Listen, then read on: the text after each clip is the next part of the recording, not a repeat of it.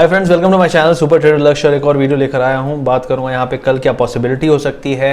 आज जैसा हमने प्लान किया था, हमने खुद लॉन्ग पोजीशन ली थी कुछ स्टॉक्स में। आपका टाइटन था, एसबीआई था और निफ्टी बैंक निफ्टी में भी था और अच्छा गैप अप मिला, हम निकल गए। उसके बाद हमने कॉल सेल किए, जो कि मैंने आपको बताया भी था। बहुत सारे लोग को 16,000 चाहिए, उनको ट्रेड नहीं चाहिए, उनको फंसने में मज़ा आता है। तो आज उनकी ख्वाहिश मार्केट ने पूरी कर दी होगी। और बहुत सारे लोगों को गिला शिकवा था कि मैं क्यों यहाँ से मार्केट को 16 की बात नहीं कर रहा हूँ और मैं ये बोल रहा हूँ कि 16 के आसपास ही छोले बिक जाएंगे।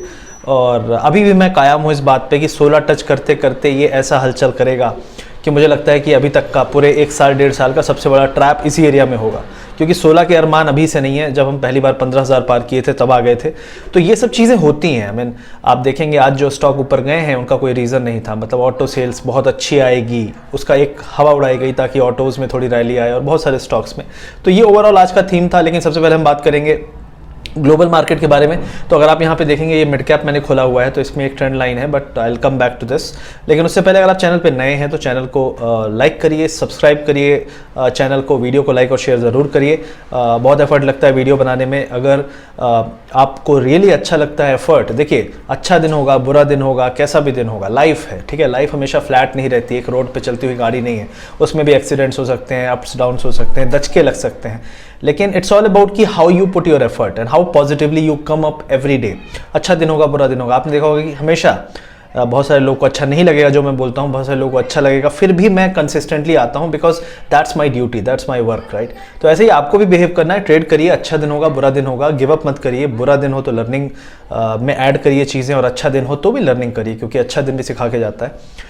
तो सब्सक्राइब करिए। और अब मैं बात कर लेता हूँ ग्लोबल मार्केट्स की। तो यहाँ पे यूएस फ्यूचर अगर आप देखेंगे तो अभी ग्रीन था, फिर रेड आया, फिर ग्रीन हुआ, फिर अभी रेड हुआ है। इससे हमें क्या, यहाँ पे सारांश क्या है? यूएस मार्केट में रिटेलर्स में बहुत अच्छी खासी हलचल है। पिछले हफ्ते ही स्टार्ट हुई थी, उसके बाद एक टेक्निकल बाउंस हमने देखा जिसको लोगों ने बोला अब तो खत्म, अब तो 16, 17, 18।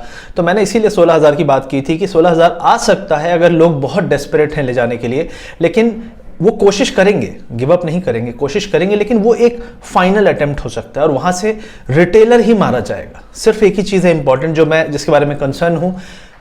मैं बिटकॉइन के बारे में भी मैंने वीडियो शुरू में बनाए हैं और मैंने बिटकॉइन के बारे में यही कहा था कि बिटकॉइन ऐसी चीज़ है जो यहाँ से 23,000 तक भी गिर सकती है अगर 40 को क्रॉस नहीं की। 40 क्रॉस की तो उसके बाद 47 तक जाने का चांस था। 40 इसने क्रॉस नहीं किया, वहां पे ट्रिक किया। अब इसने 32, 33 का एरिया भी ब्रेक कर दिया और मैंने कल वीडियो में भी कहा था कि 29,000, 28,000 तक अब जाता हुआ दिख रहा है। लेकिन मैं आपको अभी और बोलता हूं कि बिटकॉइन में डैमेज कम है। अगर आप देखेंगे डैमेज तो बिटकॉइन में कम है। और मैं एक और चीज़ आपको बोल दूं कि यही रिटेलर जो आप लोग सुन रहे हो शेयर बाजार में, बहुत सारे लोग बिटकॉइन में पैसे लगा के बैठे हैं। वो पैसा अभी कम है, लेकिन वो पैसे में जो डैमेज है वो बहुत ज़्यादा है। और ये दिखाता है रिटेल सेंटिमेंट कि रिटेल एक ऐसा एसेट क्लास जिसको बेच रहा है जिस तरीके से। अगर आप आज का प्राइस देखेंगे तो यहाँ पे आपको 7%, 8%, 9% दिख रहे हैं। लेकिन मैं आपको इंडियन रेट्स इसके दिखाता हूँ। ये 22 लाख चल रहा है, ये 46 लाख था, ठीक है बिटकॉइन। चलो ठीक है, ये सबसे बड़ा है, इसमें डैमेज कम है। 7 दिन के अंदर 25% डाउन है, 25% डाउन है। ये रिटेलर इसी तरीके से एसेट क्लास में सेल ऑफ आता है जब रिटेलर्स उसको ड्राइव करते हैं। और बिटकॉइन का यही प्रॉब्लम है। आप यहाँ पे सबसे बड़ा जो डैमेज हुआ है वो कहाँ पे हुआ है आपको बताता हूँ, डोजे कॉइन में। ये 13 रुपए का है, ये 50 रुपए का था। कितना लॉस है लोगों को, आप सोचो कितना लॉस है, आप खुद इमेजिन करो। It is more than 70% loss. तो 70% लोगों को डैमेज हो रहा है। और ये रिटेलर सिर्फ इंडिया में नहीं, पूरे वर्ल्ड वाइड लोग इसमें फंस गए हैं। और पूरे वर्ल्ड वाइड कोविड के बाद रिटेलर में जोश आया था जो स्टॉक मार्केट में आए, और वो मानने को तैयार नहीं है कि मार्केट गिर सकता है। वो सेल करने को भी तैयार नहीं है क्योंकि उनको सिखाया ही नहीं गया सेल करना। उनको सबसे पहले लॉजिक ये है, यार जब हमने बाय ही नहीं किया तो सेल कैसे कर सकते हैं? अरे बाय करो यार, टीवी वाले बाय बोल रहे हैं, चलो बाय करो। और यही चीज़ करते करते आप एक दिन थक जाएंगे। और मैं इसीलिए बोलता हूँ 16,000 एक बहुत बड़ा लेवल है, यहाँ पे निकलने को मिल रहा है। इज्जतदार तरीके से निकल जाइए, वरना फिर मार्केट किसी की इज्जत नहीं करता। जैसे अभी क्रिप्टो में डोजे कॉइन और जो भी हैं, लोगों की हालत इसने बिगाड़ दी है। अब आपके दोस्त यार हैं, छुप छुप के कर रहे होंगे, बताएंगे नहीं, क्योंकि वो सिर्फ ये बताना चाहते हैं जहाँ पे वो सक्सेसफुल हैं, जहाँ पे वो लॉस खा रहे हैं नहीं बताएंगे। तो ये एक चीज़ है सबसे पहले इंपॉर्टेंट जो आपको ध्यान देनी है। उसके अलावा डाउ जोन्स की बात मैं कर रहा था, तो डाउ जोन्स में आप देख सकते हैं ये मेजर ट्रेंड लाइन थी जिसका सपोर्ट था 34,000। मैंने आपको बोला था एक बार हम 33,800, 34,000 के आसपास आए और फिर वहां से अगर हम घूम गए नीचे की तरफ तो ये कंफर्म हो जाएगा अगले कुछ महीने मतलब 3 से 6 महीने तक हमारे ग्लोबल मार्केट्स में टॉप नहीं बनने वाला है, क्योंकि टॉप जो है वो ऑलरेडी बीत चुका है। हमारे मार्केट इकलौता मार्केट है जहां पे हम टॉप पे बैठे हुए हैं, आज भी हम ऑलमोस्ट टॉप पे ही हैं, लेकिन लोग मानेंगे नहीं, लोग बोलेंगे नहीं नहीं नया हाई, क्योंकि आदत है। आप देख सकते हो ना, ये ट्रेंड ऊपर की तरफ ही है, बिल्कुल सही बात है, लेकिन ये जो ट्रेंड लाइन है ये पिछले 1 साल बाद टूटी है। आप देख सकते हो, मैं इसको उस दिन भी दिखाया था, आज भी दिखा रहा हूं। आप मत मानो, कोई दिक्कत नहीं, आप पूरे पैसे लगा के खरीद लो। मैं चाहता हूं कि आप एग्जाम्पल बनो अपने दोस्तों के लिए, या फिर आप एग्जाम्पल बनो वो दोस्तों के लिए जो प्रॉफिट बुक कर लिया, या फिर वो बनो जो फंसा हुआ है, क्योंकि 70 to 80% लोग फंसे रह जाएंगे इस मार्केट में, वो नहीं बुक करेंगे, भले वो मतलब कहते हैं ना रस्सी जल गई लेकिन बल नहीं गया, तो वही चीज़ होने वाली है। तो इस पे ध्यान दीजिए। दूसरी चीज़ है बिटकॉइन का, आप देखिए यहाँ पे इसने हेड बनाया, शोल्डर्स बनाया और अभी नीचे आ गया है, और ये नेकलाइन भी तोड़ दिया है 32,000 की, जिसकी मैंने कल वीडियो में बात की थी। अभी करंटली 29,800 पे है, और ये हाई से इसका भी कम से कम 60% का फॉल हो चुका है। अब हम और बात करेंगे डोजे कॉइन। आप देख सकते हैं इसका हाई से 0.63 था इसका वैल्यू, अभी 0.17 है। हाई से ये 70% टूट चुका है, मतलब आपका 100 रुपये अब सिर्फ 30 रुपये बचा हुआ है।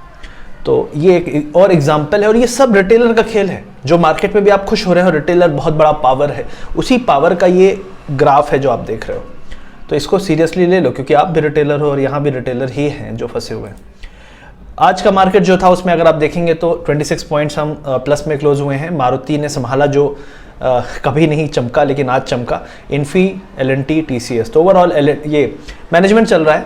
आईटी ने संभाला, आपका एल&टी प्रोजेक्ट का पता नहीं, ऑर्डर बुक का पता नहीं, लेकिन फिर भी क्योंकि इस स्टॉक को भी ऑल टाइम हाई के आसपास रहना है, क्योंकि मार्केट हाई पे है। और मारुति, क्योंकि मारुति में अभी अपसाइड काफ़ी है, तो अब किसको उठाया जाए। तो ये एक न्यूज़ उड़ाई गई कि ऑटो सेल्स इस महीने अच्छी हो सकती है। जानिए क्यों? क्योंकि पिछले महीने खराब थी, उसके कंपैरिजन में इस महीने अच्छी हो सकती है, या पेंटअप डिमांड कह लो, या जो लोग नहीं खरीद पाए हैं वो खरीदेंगे। लेकिन क्या वो कुछ एक एक्स्ट्रा ऑर्डिनरी चीज़ है? I don't know. एक और यहाँ पे इंपॉर्टेंट पॉइंट है, एक बहुत ही एक्साइटिंग स्टॉक था एशियन पेंट्स। तो ऑयल प्राइसेस हाई पे हैं, तो एशियन पेंट्स को आज हमने सेल करने की कोशिश की, अच्छा इसने प्रॉफिट दिया। उसके अलावा टाटा स्टील को भी किया था, लेकिन टाटा स्टील अभी मुड़ा है, कोशिश कर रहे हैं कि इसको भी नीचे लाया जाए, क्योंकि ये मुझे नहीं लगता ये demand metal demand most probably यहाँ पे अभी ये जो यूफोरिया है, जो ये एक नया हेडलाइन बनाया गया था, वो मोस्ट प्रॉब्ली खत्म होता हुआ दिख रहा है। तो मेटल में ये फाइनल बाउंस है, मोस्ट प्रॉब्ली एग्जिटिंग अपॉर्चुनिटी है सभी के लिए, वरना यहाँ से 20 to 30% मुझे लगता है कि मेटल स्टॉक्स में करेक्शन आएगा अगले 3 से 6 महीने में। 30% अप्रॉक्सीमेटली, जो मोस्ट प्रॉब्ली चार्ट्स में भी दिख रहा है। मैं चार्ट्स के बारे में अलग से सेक्टर वाइज बनाऊंगा, एक बार थोड़ा सा झटका दे दे, ताकि हम फिर उस बारे में रिलेवेंट बारे में बात कर पाएँ। जब 16,000 का सपना पूरी तरह से ध्वस्त हो जाए, उसके बाद ही थोड़ा सेंस बनेगा। इसलिए मैं अभी जल्दी नहीं करना चाहता, मैं चाहता हूं कि लोग पहले से थोड़ा सीख ले लें 16,000 पे, उसके बाद हम वो वाला वीडियो लाएं। अब उसके बाद बात कर लेते हैं यहाँ पे अपने इंडियन मार्केट में। तो सबसे पहले मिड कैप में एक बहुत बड़ी इंपॉर्टेंट ट्रेंड लाइन थी सपोर्ट की, जो अभी तक चल रही थी, रिसेंटली में टूटी थी। उसके बाद हम नीचे से टेस्ट कर रहे हैं, जो रेजिस्टेंस था वो जो सपोर्ट था वो रेजिस्टेंस बन गया है। वहां से फिर हमने एक रेड कैंडल देखा। ये कंफर्मेशन होता है कि यहाँ पे ये जो सपोर्ट है अब रेजिस्टेंस की तरह काम कर रहा है, और हम दोबारा से नीचे जा सकते हैं। अगर मिड कैप में आप फिर से कल से सेलिंग देखते हैं, तो मिड कैप मुझे लगता है कि यहाँ से एक अच्छा फॉल देगा। तो मिड कैप स्टॉक्स जो भी हैं, तो एक और चीज़ मैं बोलना चाहता हूँ, अदानी के जितने स्टॉक्स हैं, अब अदानी जी खुद ही खरीद रहे हैं, तो समझ लो कि लोग नहीं खरीद रहे, तभी तो उनको खुद खरीदना पड़ रहा है।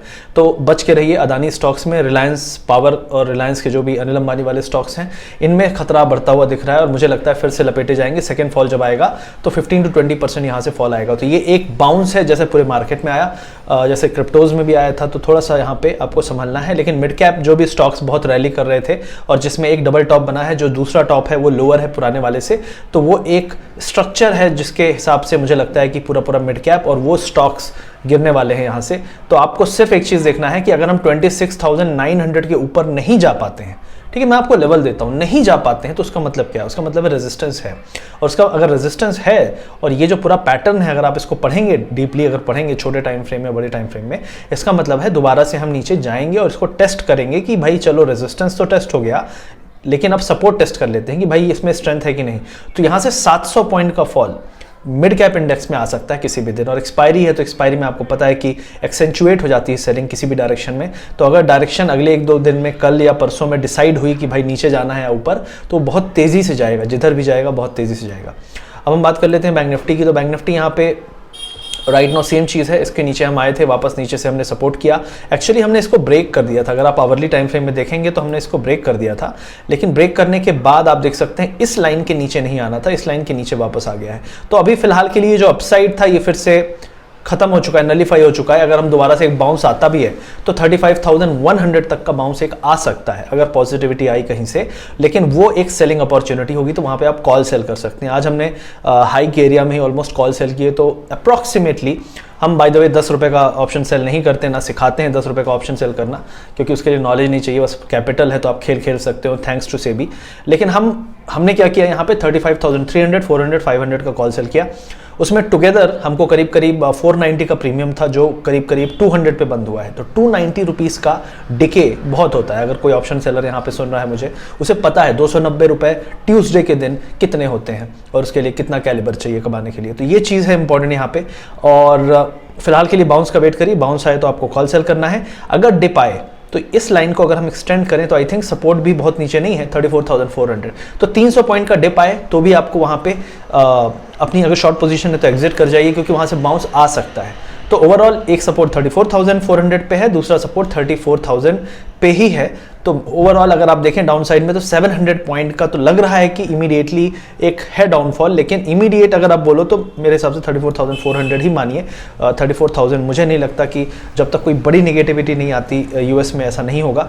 और यहाँ पे आपको पुट सेल करना है, कॉल बाय मत करिएगा, पुट सेल करिएगा। और अगर आपको यहाँ पे मिलता है 35,000 के पास तो आपको कॉल सेल करना है। ये गेम होना चाहिए कल और परसों के लिए, जब तक यूएस में कोई बड़ा इवेंट ना हो, बड़ी हलचल ना हो मेरे हिसाब से।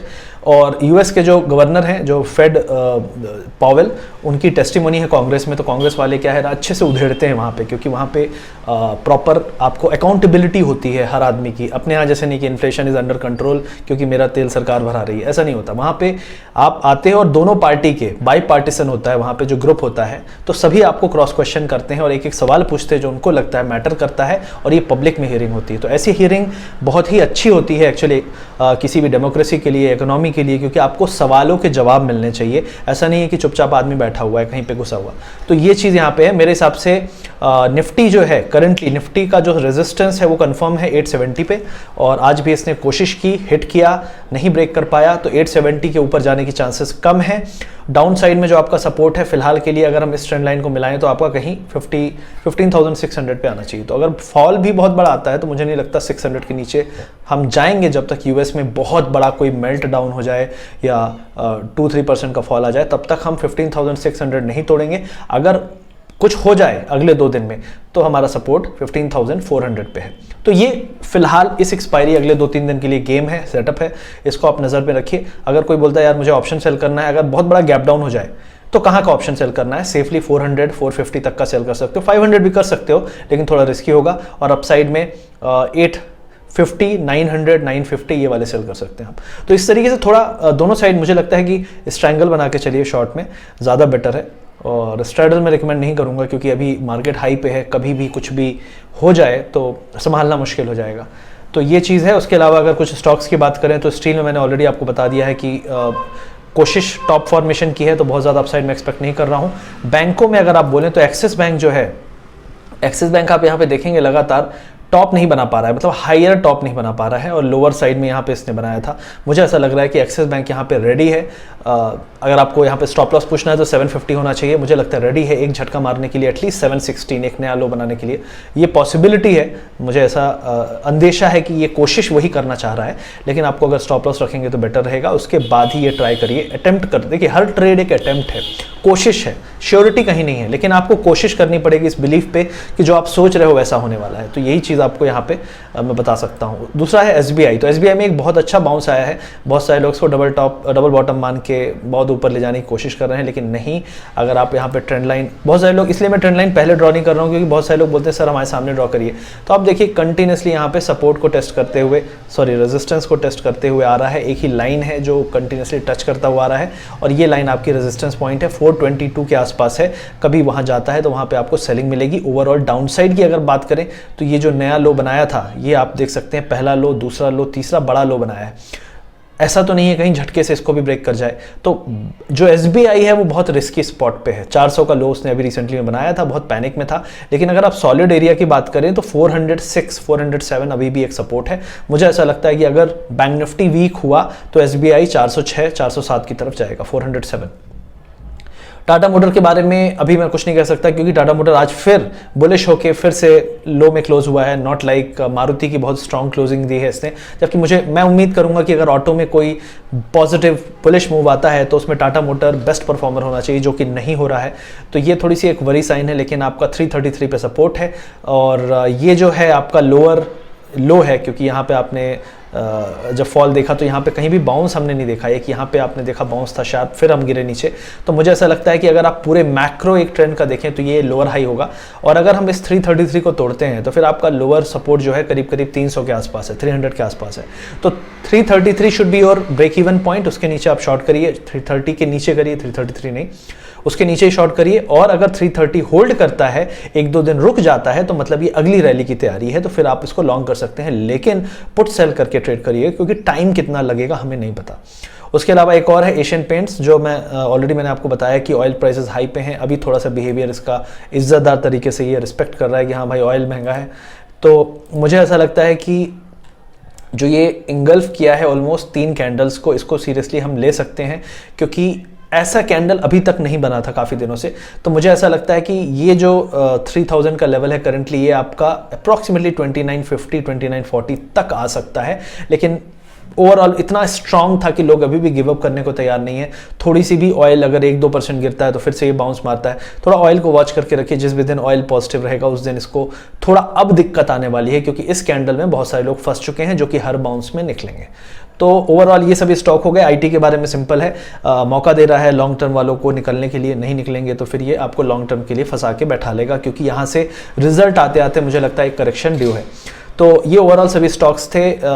इसको वॉच करिए, क्रिप्टो को वॉच करिए, क्योंकि crypto is the main thing about retail sentiment. और यूएस में एक और चीज़ है, क्रिप्टो डाउन है तो आपका नैस्डैक भी रेड में वापस आ सकता है। अभी आई थिंक खुलने वाला है थोड़ी देर में, तो नैस्डैक को काफ़ी इम्पैक्ट पड़ता है क्रिप्टो से। तो देखिए क्या किस तरीके से इम्पैक्ट होता है। आज का मार्केट बहुत इंपॉर्टेंट है, क्योंकि अगर यूएस में ये जो ये पूरी रैली है, क्योंकि मैंने आपको बताया कि जो रैली है ये सिर्फ एक करेक्शन का बाउंस है। अगर ये रैली इस एरिया में, तो आपका जो एरिया है, अगर आप डाउ जोन्स में देखेंगे 33,600 पे सपोर्ट है। अगर इस एरिया को तोड़ देता है, ये इस एरिया को तोड़ देता है, तो फिर ये दोबारा से डाउन ट्रेंड कंटिन्यू है, क्योंकि हमने यहाँ वाले लो को ब्रीच करके एक नया लो बनाया है। तो फिर ये एक बाउंस है और फिर एक तीसरा लो इस एरिया में बनना चाहिए। इस एरिया पे, यहाँ पे कहीं पे तीसरा लो बनना चाहिए। तो तीसरा लो जो बनेगा वो उतनी ही तेज़ी से बनेगा, क्योंकि शुरू में क्या होता है, डाउट रहता है कि नहीं यार शायद अभी और ऊपर जाएगा, लेकिन फिर एक एरिया होता है जहाँ पे नेक लाइन, ये एरिया है जहाँ पे बहुत सारे लोग गिव अप कर देंगे। तो इसलिए यहाँ से जो कैंडल बनेगा बहुत तेज़ी से बनेगा, लेकिन इस एरिया पे फिर हम थोड़ा सा स्टेबल सपोर्ट लेंगे 31,900 के आसपास। तो ये करंटली डाउ जोन्स का स्ट्रक्चर है, इसलिए यूएस मार्केट पे हम, और बहुत सारे लोग बोलेंगे यार कोई फ़र्क नहीं पड़ता, हम रिटेलर हैं, ये है वो है। तो भाई रिटेलर हो तो क्रिप्टो को उठा दो, मैं तो बोल रहा हूँ उठा दो यार, बहुत सारे लोग का भला हो जाएगा। बहुत सारे दोस्त मेरे बोल रहे थे कि यार फंस गए हैं। तो अगर रिटेलर में इतना दम है तो क्रिप्टो को भी उठा सकते हैं, लेकिन नहीं है, आपको ही पता है नहीं है। और जिस दिन रिटेलर पैनिक में आएगा तो उस दिन क्या होगा मार्केट का, ये मैं अभी भी सोचता रह जाता हूँ कभी कभी, क्योंकि इतने ज़्यादा रिटेलर आ जाना और इतने ज़्यादा रिटेलर जो 1000 तरह की चीज़ें सोचते हैं, जो अभी एक तरफ अलाइंड है कि buy the dip buy the dip buy the dip, एक बार उसमें से 50% सोचने लगे अब तो मैं निकल रहा हूँ भाई, बहुत हो गया, अब मेरे से ना हो पाएगा। अगर 30%, 40%, 50% ऐसा सोचने लगे तो किधर जाएगा मार्केट, ये सबसे बड़ा एक चीज़ है। और इसीलिए मैं कहता हूँ कि जैसे ये रिलायंस पावर और अदानी के जो रिस्की स्टॉक्स हैं, उसमें अगर आप बैठे हो तो उनका तो मतलब लोग बकिया उधेड़ देंगे, हमारे यहाँ कहते हैं। तो ये थोड़ा सा सतर्क रहने वाली बात है। बाकी आई होप आप लोग पैसे बना रहे हैं, और नहीं बना रहे हैं तो एटलीस्ट गवाइए मत, और ऑलवेज पोजीशन को हेज्ड रखिए। अब हेज करने के लिए बहुत सारे लोग, एक्चुअली हेज ऐसा वर्ड है जिसको बहुत सारे लोग गलत सोचते हैं। वो सोचते हैं हेज कर दिया तो लॉस नहीं होगा, ऐसा नहीं है। Hedge is done to minimise the loss, ठीक है। इट्स नॉट लाइक लॉस नहीं होगा। अगर आपका 20% लॉस होना था तो आपका 10% फिर भी होगा। लेकिन मेरा कहना सिंपल है कि आप एक लॉन्ग एक शॉर्ट पोजीशन लेके चलिए, जो लगे कि यार स्टॉक वीक है और जो लगे कि स्टॉक बहुत स्ट्रांग है, ऐसा कॉम्बिनेशन बना के रखिए, वो ज़्यादा बेटर हेज होगा।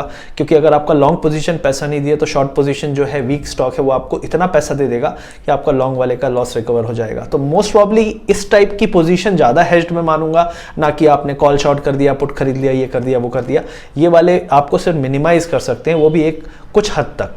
और डिपेंड करता है, अगर आप बोल रहे हो मैं 50-50 लेके बैठा हूँ, तो मतलब आपको पता ही नहीं है मोस्ट प्रॉब्ली किधर जाने वाला है। तो थोड़ा सा पता कर लीजिए, थोड़ा सा सोच लीजिए और फिर ट्रेड लीजिए, ये आपके लिए बेटर रहेगा। आई होप ये वीडियो आपको अच्छा लगा। लाइक शेयर सब्सक्राइब जरूर करिए। मिलते हैं अगले वीडियो में। Thank you very much.